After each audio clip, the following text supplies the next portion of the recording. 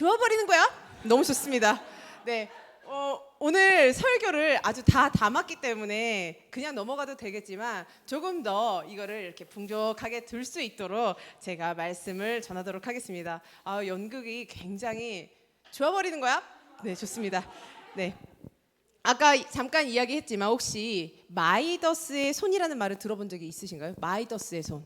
그게 그리스 신화에 나오는 이야기인데요. 미다스라는 왕이 모든 물건을 만질 때마다 그 물건이 금으로 변했다는 이야기입니다. 그래서 그거를 마이더스의 손이라고 하는데, 이거는 그리스 신화에서는 굉장히 부정적인 이야기로 돼요. 왜냐하면 사랑하는 딸을 안았는데 딸이 금으로 변하고 이러한 일들이었거든요. 그런데 지금의 우리가 살고 있는 시대에서는 이 말을 어떠한 말로 쓰냐면요, 우리 친구들 다 들어봤을 거예요. 금손. 금손 아시죠? 성공하는 손, 바로 금손을 이야기를 합니다. 자, 그래서 잘하다, 모든 일을 다 잘한다는 좋은 의도로 말을 쓴다고 생각하시면 됩니다. 그러면 마이더스의 손 이야기했다면 지금 말씀에 딱 띄었죠?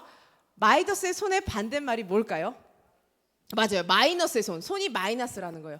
플러스가 아니라 마이너스의 손이라고 하는데요. 이 말은 이제 마이너스의 손이면 어떠한 물건을 만질 때마다 물건들이 망가지는 일들을 하게 되죠. 그래서 물건을 고친다고 만지다가 점점 더 안 좋게 돼서 10,000원에 고칠 수 있는 것을 결국엔 300만 원에 고칠 수 있는 아주 놀라운 손이 바로 마이너스의 손입니다. 그래가지고 아예 망가져서 다시는 못 쓰게 하는 거죠. 제가 그래서 예전에 별명이 마이너스의 손이었어요. 그래서 모든 집안의 물건은 내가 할 수 있어, 내가 다 고친다니까 하고서는 조용히 물건을 폐기 처분하고 새 것으로 사는 아주 놀라운 손이 바로 마이너스 손입니다. 자, 그러면 여기에서 가장 큰 문제는 뭘까요? 왜 마이너스 손이 될까요? 그건요, 설명서를 보지 않고 제 생각대로 고쳤기 때문이에요. 이거는 이거 맞겠다, 빨간색 선이니까 빨간색에 맞겠지? 아니었네, 망가졌구나, 또 사야지. 네, 사용 설명서가 왜 필요하죠? 사용 설명서가 필요한 이유는 만든 사람이 물건을 어떤 목적으로 만들었고 어떻게 사용하는지를 기록해 놓은 것이 바로 사용 설명서예요. 그래서 보면은 우리가 텀블러를 사거나 어떤 물건을 살 때 식초에 담그지 마세요, 뭐뭐 하지 마세요라는 내용들이 쓰여 있습니다. 그렇기 때문에 문제가 발생했을 때 무엇이 문제고 그리고 어떻게 고쳐야 하는지를 쉽게 알 수 있습니다. 자, 그렇다면 우리 인생에도 사용 설명서가 있습니다. 과연 뭘까요? 네. 뿅! 네, 감사합니다. 우리 인생의 사용 설명서는 뭘까요? 아멘, 맞습니다. 하나님의 말씀입니다. 왜냐하면요, 성경이 하나님의 감동으로 기록되었고요, 하나님이 우리를 만드셨기 때문입니다. 하나님이 우리를 지으셨고 만드셨기 때문에 가장 최고의 우리의 상태와 우리를 만드신 목적이 명확하게 나와 있어요. 그렇기 때문에 우리가 하나님의 말씀으로 우리의 사용 설명서, 인생의 사용 설명서를 사용해야 한다는 것입니다. 자, 그러면 저는 오늘 말씀으로 이 인생의 사용 설명서인 하나님의 말씀이 우리 인생에 어떻게 사용될 수 있는지, 그리고 그 성경 말씀으로 살아갈 때 어떠한 유익이 있는지 이 시간 함께 나누어 보도록 하겠습니다. 설명서, 이거 안 켰군요, 제가. 성경이 인생 사용 설명서가 될 때 얻는 유익은 무엇일까요? 네, 함께 같이 읽도록 하겠습니다. 시작. 죄를 용서받고 하나님의 자녀가 되는 것입니다. 네, 바로 하나님의 자녀가 되는 것입니다. 이것을 성경에서는 다시 태어난다라고 말을 합니다. 우리 한번 15절 말씀을 함께 읽도록 하겠습니다. 시작. 또 어려서부터 성경을 알았나니 성경은 능히 너로 하여금 그리스도 예수 안에 있는 믿음으로 말미암아 구원에 이르는 지혜가 있게 하느니라. 아멘. 우리가 처음부터 하나님을 알 수가 없습니다. 우리가 성경 말씀 없이는 하나님을 알 수가 없어요. 자, 여기서 예수님을 믿는 사람 중에 내가 하나님의 말씀, 성경 말씀을 한 번도 보지 않고 다 깨달아서 믿은 사람 있으면 한번 손을 들어봐 주세요. 없죠? 있으면은 구원 다시 상담 받아보셔야 합니다. 예수님을 믿게 된 모든 사람은 성경 말씀을 통해서 자신이 죄인인 것을 깨닫게 됩니다. 그리고 그 죄를 고백하고 하나님을 믿고 하나님의 자녀가 되는 것입니다. 제가 아주 어렸을 때부터 교회를 다녔어요. 저희 어머니께서 교회를 이제 뱃속에서부터 이제 다녔기 때문에 저는 이제 모태 신앙으로 이렇게 했는데, 이제 모태 신앙이 아니라 모태 신앙, 뱃속에서 이렇게 태어나서 했지만 제가 아주 어릴 때부터 저희 할머니도 권사님이시고 하다 보니까 교회를 늘 열심히 다녔습니다. 그런데 제가 그때 어렸을 때 믿었을 때 예수님을 바로 믿었을 수 있었을까요? 아닙니다. 맞아요.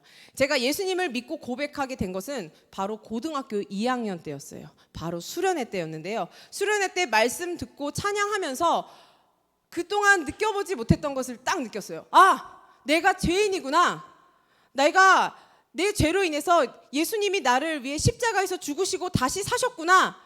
내가 하나님의 자녀구나. 그런 부활의 복음이 믿어지기 시작했습니다. 그러면서 저는 어떻게 생각했냐면요. 아, 내가 그러면 하나님을 더 알고 싶어. 그러면 내가 하나님을 알려면 어떻게 해야 되지? 성경 말씀을 봐야겠다. 그렇게 말씀을 조금씩 보면서 그분을 위해서 살고 싶다는 생각을 하게 되었습니다. 그래서 성경 말씀을 통해 그 말씀을 믿음으로 하나님을 조금씩 알아가게 되고 더욱 알고 싶게 되었습니다. 그래서 제가 구원을 받을 수 있게 된 것은 바로 성경 말씀 때문이었습니다. 이것이 바로 하나님의 말씀, 성경을 인생의 사용 설명서로 사용할 때 얻는 첫 번째 유익입니다. 자, 그러면 성경이 인생 사용 설명서가 될 때 얻는 두 번째 유익은 무엇일까요? 함께 읽도록 하겠습니다. 시작. 다시 태어난 우리를 하나님의 사람으로 온전하게 만드는 것입니다. 네, 자, 우리가 아이가 태어났어요. 예쁜 아이가 태어났어요. 태어났고 와, 너무 예쁜 우리 아들, 너무 예쁜 딸 하고 끝일까요? 아니죠. 그러면 얼마나 좋겠어요. 그러나 아이가 사람 구실을 할 수 있도록 이제 교육하고 성장할 수 있게 하는 것이 바로 부모가 해야 하는 역할입니다. 그렇기 때문에 이 성경은 태어났죠. 이제 첫 번째 아까 말씀한 것처럼 하나님의 자녀로 다시 태어났는데, 이제 두 번째는 어떻게 하는 거죠? 바로 성경이 우리를 자라나게 하는 그러한 유익이 있다는 것입니다. 아, 정말 아이 낳고 나면 끝이면 참 좋겠지만 애 낳고 나서가 진짜 시작입니다. 그러면서 이제 아이를 키우면서 말을 안 들으면 이런 말 종종 하시죠. 다들 이제 어머님들이 가장 이런 말을 많이 합니다. 그렇게 속 썩이려면 다시 뱃속으로 들어가, 이 녀석아. 아유, 배 집어넣어, 들어가. 제가 저희 아들한테 가장 많이 했던 말입니다. 네, 정말 다시 들어갔으면 좋겠다라는 생각이 들 때가 있었는데요. 네, 아이들을 키우면 굉장히 단계적인 부분들이 있습니다. 먼저 우리가 아이를 키울 때 양육 단계가 있는데 뭐가 있죠? 네, 아이에게 무엇이 옳은지를 자세히 이제 상세하게 가르칩니다. 아이들은 처음부터 옳고 그른 것을 분별할 수 없어요. 그래서 이것이 잘못됐는지 이것이 맞는지를 알 수 없기 때문에 부모는 하나씩 작은 것부터 알려줍니다. 그러면 옳은 것만 알려주면 바로 끝일까요? 아니죠. 아이들한테 바른 것, 옳은 것을 가르쳐주면 정말 신기해요. 가르쳐주지 않았는데요, 정말 인간은 악해요. 아이들이 어떻게 하냐면요, 눈치를 살살 보면서 하지 말라는 거를 꼭 해요. 예, 제가 이렇게 말씀을 같이 이렇게 함께하는 저희 아들이 있어서 참 말하기가 너무 미안하지만 아들이 하지 말라는 것, 그런 거를 꼭 해요. 그래서 조용하면, 다들 아시죠? 아이가 조용하면 사고를 치는 거다. 조용해서 봤더니 베란다에서 흙을 퍼먹고 있었어요. 와, 그런 일을 경험을 했을 때 인간은 참으로 악하구나. 흙을 많이 퍼먹었어요. 그날 배 아파서 고생했고요. 베란다의 창문과 창문 사이에 아이가 낀 적이 있었어요. 네, 놀랍죠. 진짜 저는 그때 소리를 질렀어요. 주님! 하고. 왜냐면 거기가 저희가 그때 시부모님과 같이 살면서 19층이었거든요. 근데 19층에 이렇게 막 이렇게 한 적도 있고, 정말 하지 말라는 거 이렇게 하고, 조용할 때는 다들 어머님도 아시지만 위험합니다. 네, 그래서 그 행동을 부모는 어떻게 하죠? 아이고, 잘했다. 너가 어떻게 베란다에 그렇게 들어갈 수 있었니? 참으로 몸이 유연하구나. 아이고, 우리 아들 착하다. 그래, 요새 A형 막 이렇게 건강 챙기려고 미리 면역 먹으려고 흙 먹었구나. 우리 아들이 정말 최고예요. 맛있었어 흙이. 이런 부모는 없죠. 그러면 그건 부모님이 아니라 좀 병원을 가보셔야 할 상황이죠. 자, 그렇기 때문에 아이들이 어떠한 행동이 잘못됐을 때는 그 행동을 지적을 합니다. 그리고는 위험한 행동할 때는 더욱 엄격하게 안 되는 것을 알려줍니다. 안 돼! 하지 마! 그러면 안 되는 거야. 오은영 박사님 같네요. 그러면 안 되는 거야. 아니야. 이런 느낌으로 우리가 지적을 합니다. 그러면 아이들이 어떻게 하죠? 어머니 감사합니다. 제가 그렇게 위험한 줄 몰랐는데 어머님 덕분에 저는, 아버님 덕분에 저는 아주 건강하게 잘 자랄 것 같습니다. 이렇게 하는 아이는 없어요. 네, 울죠. 엄마가 뭔데? 아빠가 뭔데? 하고 울죠. 근데 부모 입장에서는 그것이 위험하고 맞지 않은 행동이기 때문에 지적하고 혼을 내기도 하는 것입니다. 근데 거기서 끝이 나지 않죠. 아이를 달래고 옳지 않은 것을 고치도록 방법을 얘기해 줍니다. 너가 이렇게 하면 위험하기 때문에 엄마 아빠가 이걸 만지지 않게 하는 거야. 너가 조금 더 커서는 그것을 어떻게 만지는지 알려줄 거야 라고 하면서 조금씩 부모님은 그 방법을 알려주고 아이가 잘 성장할 수 있도록 최선을 다해서 도와줍니다. 잘못된 것이 한 번에 고쳐지는 것이 아니기 때문에 훈련을 하고 또 하는 것입니다. 참 놀라운 것은요, 이러한 양육의 모든 단계, 지금 4가지가 딱 떠 있죠. 제가 보는 것과 같나요 지금? 네, 이 4가지가 떠 있죠. 근데 이 놀라운 양육 방법이 성경 본문 말씀 한 구절에 다 실려 있습니다. 놀랍지 않나요? 아멘. 궁금하니까 우리 한번 보도록 하겠습니다. 자, 함께 읽도록 하겠습니다. 시작. 모든 성경은 하나님의 감동으로 된 것으로 교훈과 책망과 바르게 함과 의로 교육하기에 유익하니. 아멘. 이게 제가 애니메이션으로 했는데 이게 그냥 뚝뚝 뜨시네요. 네. 자, 교훈입니다.